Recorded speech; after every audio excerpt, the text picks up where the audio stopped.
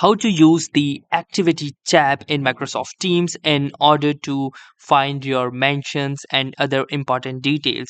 So, hey guys, welcome to this tutorial. In this tutorial, I'll be guiding you through the exact steps on how you can use or utilize the activity tab in your Microsoft Teams application.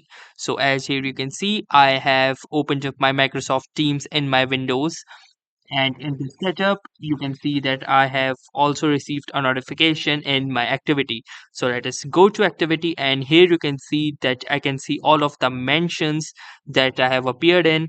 And here you can see that this guy has mentioned me in this particular chat. So I can easily access that. Apart from that, I can access a lot of different things in the activity. Also, I can remove any particular notification from activity by clicking onto these three dots and clicking on remove.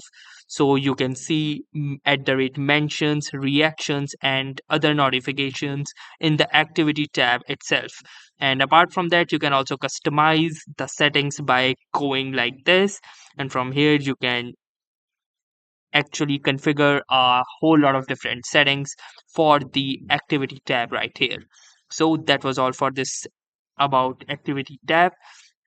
Thanks for watching and have a nice day.